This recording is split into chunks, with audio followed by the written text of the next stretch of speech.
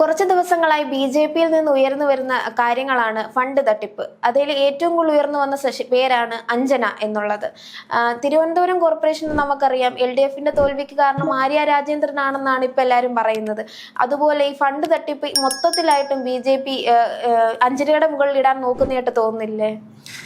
ശരിക്കും പറഞ്ഞാൽ ഈ ആര്യ രാജേന്ദ്രനും അല്ലെങ്കിൽ ഈ BJP സംസ്ഥാന സെക്രട്ടറി ആയിട്ടുള്ള അഞ്ജനയും ഏകദേശം ഒരു ഇരകളെ പോലെയാണ്.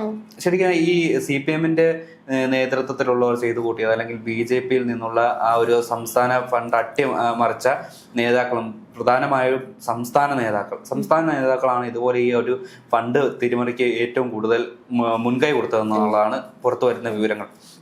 ശരിക്കും ഈ രണ്ട് പാർട്ടിയിലെയും നേതാക്കൾ അവരുടെ പാർട്ടിയിലുള്ള ഈ ഒരു ആരോപണ വിധേയരായ വനിതകളെ ഈ മീഡിയക്ക് മുന്നിലും അല്ലെങ്കിൽ സമൂഹത്തിന് മുന്നിലേക്കും ഇട്ടുകൊടുക്കുകയാണ് എന്ന് വേണമെങ്കിൽ പറയാം.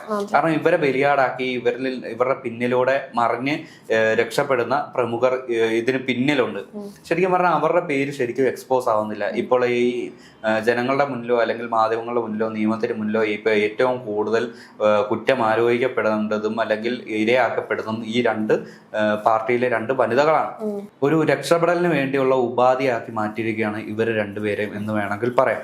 അത് മാത്രമല്ല, ഇപ്പോ മുൻ മേയറിന്റെ കാര്യത്തിൽ വേണമെങ്കിൽ നമുക്ക് ഇങ്ങനെ പറയാം, അവരുടേതായിട്ടുള്ള ഒരു പരിചയക്കുറവ്.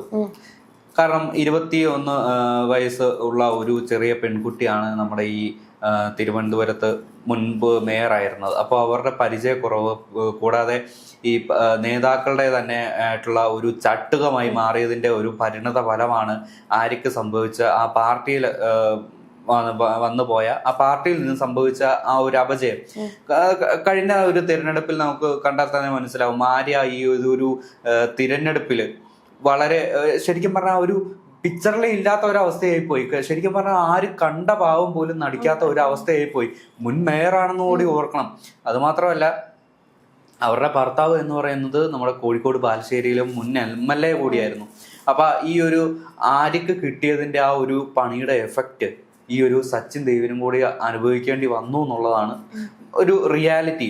CPM-ന് മുഴുവൻ കേരളത്തിൽ ലഭിച്ച ഒരു സ്വീകാര്യത കുറവുണ്ടല്ലോ, അല്ലെങ്കിൽ ഒരു അവരുടെ ഭരണമികവ് കൊണ്ട് മാത്രം സംഭവിച്ച ഒരു CPM-നുണ്ടായിട്ടുള്ള ഒരു അപജയം, അത് മുഴുവനായിട്ട് മാത്രമല്ല ഈ ഒരു ആര്യ രാജേന്ദ്രൻ ആവട്ടെ അല്ലെങ്കിൽ ഈ ഒരു സച്ചിൻ ദേവ് ആവട്ടെ, ഇവർക്ക് മുഴുവനായി അധികാരത്തിൽ നിന്ന് പുറത്താക്കപ്പെടേണ്ടി വന്നു. അതുമാത്രമല്ല, ഈ പാർട്ടിയിൽ തികച്ചും ഒരു റോളും ഇല്ലാത്ത അവസ്ഥയിൽ ഏറെക്കുറെ വാഷ് ഔട്ടായ അവസ്ഥയിലാണ് രണ്ടുപേരും. മുമ്പ് BJP-യുടെ സംസ്ഥാന നേതാക്കൾ പറയുന്നുണ്ടായിരുന്നു, ഇതുപോലെ ഫണ്ട് അടിച്ചു മാറ്റി അല്ലെങ്കിൽ ഫണ്ട് വക മാറ്റി കൊണ്ടുപോയ സ്വന്തം കാര്യങ്ങൾക്ക് വേണ്ടി കൊണ്ടുപോയ നേതാക്കൾക്കെതിരെ, സംസ്ഥാന നേതാവട്ടെ അല്ലെങ്കിൽ മേഖലാ നേതാക്കളാവട്ടെ അതുപോലുള്ളവർക്കെതിരെ നടപടി എടുത്തിട്ടുണ്ട് എന്ന് പ്രമുഖ നേതാക്കൾ പറയുമ്പോഴും, പക്ഷെ കഴിഞ്ഞ ദിവസം അല്ലെങ്കിൽ കുറച്ച് മണിക്കൂറുകൾക്ക് മുമ്പ് ഈ അഞ്ജനയോട് മാധ്യമങ്ങൾക്ക് ചോദിക്കുകയാണ് ഇതുപോലെ നടപടി എടുത്തിട്ടുണ്ടല്ലോ എന്ന്. പക്ഷെ അത് അഞ്ജന ആ ഒരു വ്യക്തമായിട്ടുള്ള മറുപടി നൽകാതെ ഒഴിഞ്ഞു മാറുന്ന കാഴ്ചയാണ് നമ്മൾ കണ്ടത്. അപ്പോൾ അതിൽ നിന്ന് തന്നെ മനസ്സിലാവും ഈ ഒരു പാർട്ടിക്കുള്ളിലെ ആ ഒരു പടലപ്പിണക്കം വല്ലാതെ എക്സ്പോസ് ആയി എന്നുള്ളത്. കാരണം ഈ ഒരു അഞ്ജനയെ മുന്നിലിട്ട് നിർത്തി ബാക്കിയുള്ളവർക്ക് രക്ഷപ്പെടാനുള്ള ഒരു വലിയൊരു കളിയാണ് നടക്കുന്നത്.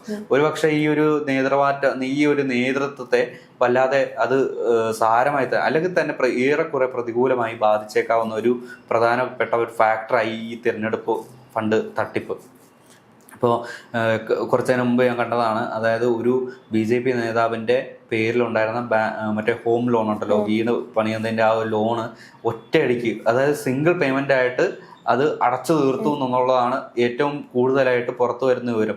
അപ്പോൾ ഇതിലൊരു വലിയൊരു അഴിമതി അല്ലെങ്കിൽ വലിയൊരു സംഘത്തിന്റെ അഴിമതി നടന്നിട്ടുള്ള കാര്യത്തിൽ ഉറപ്പാണ്.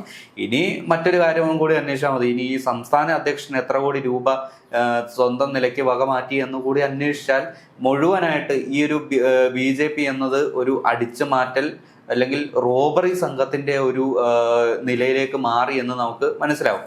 അതുപോലെ തന്നെ വേറൊരു കാര്യം, ഇപ്പം കുറച്ച് ദിവസം കൊണ്ട് ഈ BJP-യിലെ ഫണ്ട് തട്ടിപ്പിന്റെ കുറെ കാര്യങ്ങൾ വരുന്നു. അതായത് നമുക്കറിയാം, പ്രധാനമന്ത്രി വന്നപ്പോൾ കട്ടൗട്ടിന്റെ പേരില്, ഫ്ലാഗിന്റെ പേരില്, തിരഞ്ഞെടുപ്പിൽ എന്തൊക്കെയുണ്ടോ അതിന്റെ എല്ലാത്തിന്റെയും പേരിൽ തട്ടിപ്പ് നടന്നു എന്ന് നമുക്കറിയാം. പക്ഷെ തട്ടിപ്പ് നടന്നവരുടെ പേരോ വിവരങ്ങളോ നമുക്ക് ആർക്കും അധികമായിട്ട് അറിയത്തില്ല. പക്ഷെ അഞ്ജന എന്നുള്ളൊരു പേര് മാത്രം നമുക്ക് കൃത്യമായിട്ട് അറിയാം. കൃത്യമായിട്ട് പത്രങ്ങളിലും വാർത്തകളിലും ഒക്കെ നിറഞ്ഞു നിൽക്കുന്നുമുണ്ട്. അപ്പം ഇതിലൂടെയൊക്കെ നമുക്ക് ഉറപ്പ് വരുത്താം, ഈ BJP എന്ന് പറയുന്ന പാർട്ടി അഞ്ജനയിലേക്ക് ഒതുക്കാനായിട്ടാണ് തീരുമാനിച്ചിരിക്കുന്നത്. അത് അഞ്ജനയെ കരുവാക്കി ഇത് എങ്ങനെയെങ്കിലും രക്ഷപ്പെടാനാണ് നോക്കുന്നതെന്ന് നമുക്ക് വ്യക്തമാകുന്നുണ്ട്. അത് മാത്രമല്ല, ഈ ഒരു നമ്മുടെ ദേശീയ നേതൃത്വം എന്ന് പറയുന്നത് വല്ലാത്ത തല വെച്ച് ആലോചിച്ചുകൊണ്ടിരിക്കുകയാണ്. ഇപ്പൊ സമൂഹത്തിന് മുന്നിൽ BJP ഏറെക്കുറെ അപഹാസ്യരായിട്ട് നിൽക്കുകയാണ്. നല്ല രീതി കയ്യിൽ പോയി BJP-യുടെ കയ്യിൽ നിന്ന്. അപ്പോൾ അവിടെ ഡൽഹിയിലെത്തിയ BJP സംസ്ഥാന അധ്യക്ഷനായ രാജീവ് ചന്ദ്രശേഖറും കൂടി ഈ ഒരു ചർച്ചയിൽ ഉൾപ്പെട്ടിട്ടുണ്ട്. അപ്പോൾ ഈ ഒരു ചർച്ചയിൽ പറയുന്നത് എങ്ങനെയാന്ന് വെച്ചാൽ, ഈ ഒരു കേസ് എങ്ങനെ കുഴിച്ചു മൂടാം, അല്ലെങ്കിൽ ഒതുക്കാം, അല്ലെങ്കിൽ ഒരാളിൽ തന്നെ അന്വേഷണം നിർത്തി എങ്ങനെ ഈ ഒരു കേസ് ജനങ്ങളുടെ മുന്നിൽ നിന്ന് മായ്ച്ചു കളയാം എന്നുള്ള രീതിയിലുള്ള വലിയ ചർച്ചയാണ് സംസ്ഥാന നേതാക്കൾക്ക്. അല്ലെങ്കിൽ ഇതുപോലെ ഈ ഒരു പണപ്പിരിവിൽ തട്ടിപ്പ് അംഗങ്ങളായ അല്ലെങ്കിൽ ഈ ഉൾപ്പെട്ടിട്ടുള്ള നേതാക്കൾ എങ്ങനെയും കൊണ്ടുപിടിച്ചുള്ള ചർച്ചയാണ് ഈ ഒരു അഞ്ജനയിൽ തന്നെ കേസ് നിർത്തി ബാക്കി സ്വന്തം തലയിൽ രക്ഷിക്കുക എന്നുള്ള ഒരു നീക്കമാണ് ഇപ്പോൾ പൊതുവെ കണ്ടുവരുന്നത്. ഇപ്പോൾ അതുപോലെ തന്നെയായിരുന്നു മുമ്പ് കഴിഞ്ഞ തദ്ദേശ തെരഞ്ഞെടുപ്പിൽ BJP കോർപ്പറേഷൻ പിടിച്ചതിന് ശേഷം ഈ ആര്യക്കെതിരെയായിരുന്നു കൂടുതലും ആരോപണങ്ങൾ ഉയർന്നിരുന്നത്. കാരണം 5 വർഷത്തെ മേയറായിട്ടുള്ള ഭരണം ഈ ഒരു തിരുവനന്തപുരം കോർപ്പറേഷനെ BJP-യുടെ കയ്യിലേക്ക് എത്തിച്ചതിൻ്റെ ഏറെക്കുറെ അല്ലെങ്കിൽ ഭൂരിഭാഗം പങ്ക് ആര്യയുടെ കയ്യിലാണെന്നുള്ള ഒരു ശ്രുതി പരക്കാൻ വലിയൊരു കാരണമുണ്ടായിട്ടുണ്ട്. അങ്ങനെ വലിയൊരു ശ്രുതി പരന്നിട്ടുണ്ട്. ഓക്കെ, അപ്പോൾ ഇത് ശരിക്കും ഈ ഒരു പ്രശ്നത്തിൽ ആര്യ മാത്രമാണോ പ്രശ്നം, അല്ലെങ്കിൽ ആര്യക്ക് മാത്രമാണോ അവിടെ വീഴ്ച പറ്റിയത്, അല്ലെങ്കിൽ ഇവിടെ ഇങ്ങോട്ട് BJP-യുടെ കാര്യത്തിൽ നോക്കിയാൽ ഈ അഞ്ജനയ്ക്ക് മാത്രമാണോ അഞ്ജന മാത്രമാണോ ശരിക്കും കുറ്റക്കാരി, അഞ്ജനയിൽ മാത്രമാണോ ഒതുങ്ങേണ്ടത് ഇതുപോലുള്ള ഒരു സാമ്പത്തിക അട്ടിമറി? ശരിക്കും ഇവരിൽ നിന്നും അല്ലെങ്കിൽ ഇവരുടെ പിന്നിലേക്ക് നിരവധി ഈ ഒരു നേതാക്കളുണ്ട്. സംസ്ഥാന നേതാക്കളുണ്ടാവാം, ഈ ജില്ലാ നേതാക്കളുണ്ടാവാം, ഒരുപാട് നേതാക്കളുണ്ടാവും. ഇവരുടെ ഒന്നും പേര് എക്സ്പോസ് ആവാതിരിക്കാൻ വേണ്ടി ഒരു കവചമായിട്ട് നിർത്തിയിരിക്കുകയാണ് BJP-യിൽ അഞ്ജന ആയാലും അല്ലെങ്കിൽ CPM-ൽ ആര്യ രാജേന്ദ്രൻ ആയാലും. രണ്ടുപേരുടെയും രാഷ്ട്രീയ ഭാവി എന്തായാലും തുലാസിലാണ്. അല്ലെങ്കിൽ ഒരാളുടെ രാഷ്ട്രീയ ഭാവി ഏറെക്കുറെ കയ്യിൽ നിന്ന് പോയിരിക്കുകയാണ്. നമ്മുടെ ആ ഒരു ഡ്രൈവർ യദുവിന്റെ ഒരു ഇഷ്യൂവിൽ തന്നെ അവിടെ നിന്ന് ഏകദേശം ഒരു തീരുമാനമായിട്ടുണ്ട്. കാരണം ഇനി ആര്യക്ക് ഈ CPM എന്നുള്ള പാർട്ടിയിലേക്ക് ഒരു തിരിച്ചുവരവ് ഉണ്ടായേക്കില്ല.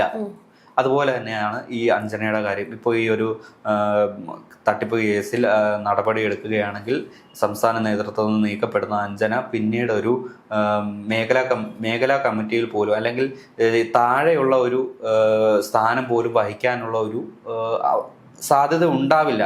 അങ്ങനെയാണ് ഇവർ രണ്ടുപേരും രാഷ്ട്രീയ ഭാവി കളഞ്ഞിട്ടാണ് ഈ ഒരു വലിയ തട്ടിപ്പ് നടത്തിയ BJP-യിലെ നേതാക്കളും അല്ലെങ്കിൽ CPM-നെ തകർത്ത അല്ലെങ്കിൽ തിരുവനന്തപുരത്ത് CPM-നെ തകർത്ത നേതാക്കളും സംരക്ഷിതരായിരിക്കുന്നത്.